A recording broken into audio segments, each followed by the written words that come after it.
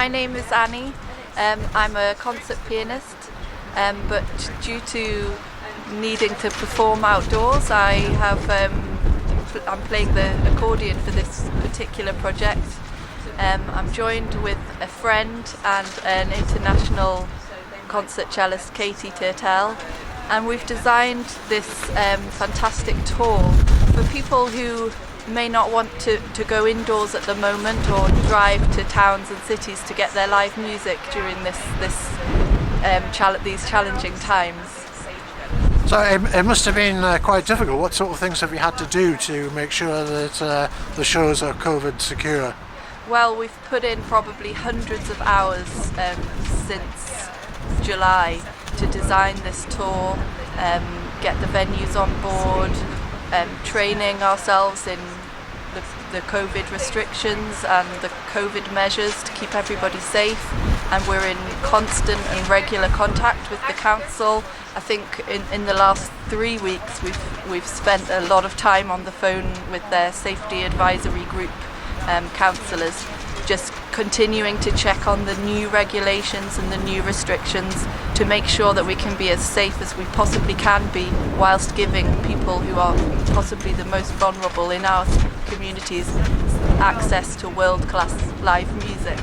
Now, it hasn't actually been easy. There have been some problems along the way, haven't there? Oh yeah, loads of problems. Every time the government announced some new regulations or restrictions, for example, Gateshead being on the watch list, and the alert going up, and I mean, even over just the last 2 weeks, we've had lots of different government announcements, and sadly, some of our venues, through perhaps not wanting to take the risk or misunderstanding or not having quite enough time to make sense of these new announcements, have cancelled our gigs. So we missed out on six gigs on the first weekend of our tour. We're right in the middle of our tour right now, but we've only played 3 gigs so far, when this should be our ninth gig. Now, apart from choosing to set off on a tour in the middle of a pandemic, you've also chosen to start when autumn is in full swing and the weather isn't exactly brilliant. How difficult has that made things for you? It's really difficult. I mean, we've piloted this tour in our own village back in July, just to make sure that it was going to be viable enough for us as working musicians, and that it would be safe enough, and that there would be demand for it. During the last couple of months, just trying to plan it has taken an awfully long time. So we're just trying to get in before the really bad weather starts. But as you can see today, it's really windy and our music's flapping around, and even Katie was saying her cello bow was being blown a little bit by the wind. So it's really challenging, and I'm really cold today.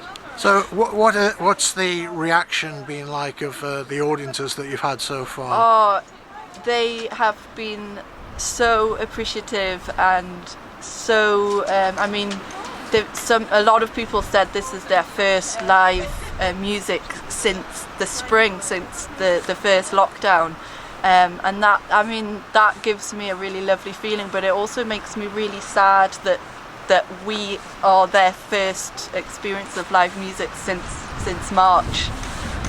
Katie, perhaps you could tell us about how difficult it is to play an instrument like a cello in conditions like this. Well, you can see I've got my gloves on still from the performance. It's definitely a challenge, but we're living in challenging times. We have to be adaptive to all sorts of new things, so I'm kind of treating it as that. My cello that I play on is actually an 1888 Colin Nazan cello, and people nowadays are very precious about their old instruments, but I kind of think, when this cello was built, there was probably a lot of people playing stringed instruments outdoors on a regular basis. I mean, the biggest thing I have to be worried about is the weather and the rain, and and all of that getting on the cello. So I kind of treat myself like, oh, whatever. But yeah, today we were playing just a 1 hour concert, and you know, that's about the limit my fingers can do in, you know, this weather. Because you know, when your fingers are cold, you can't feel anything, and then everything stiffens up. But you know,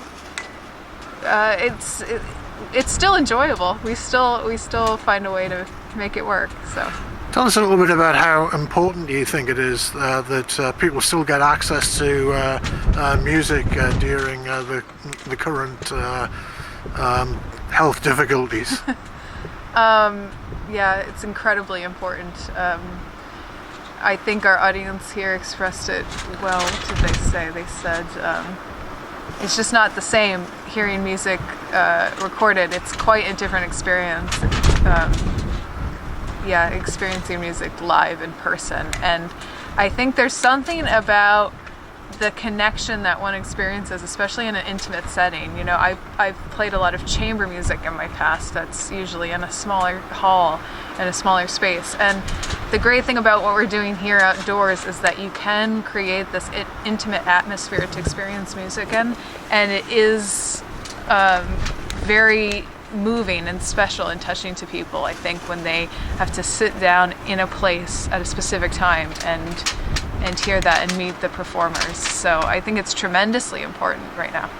And despite all the difficulties that you faced along the way, not least from the weather, is it something that you would do again? Oh, absolutely, yeah.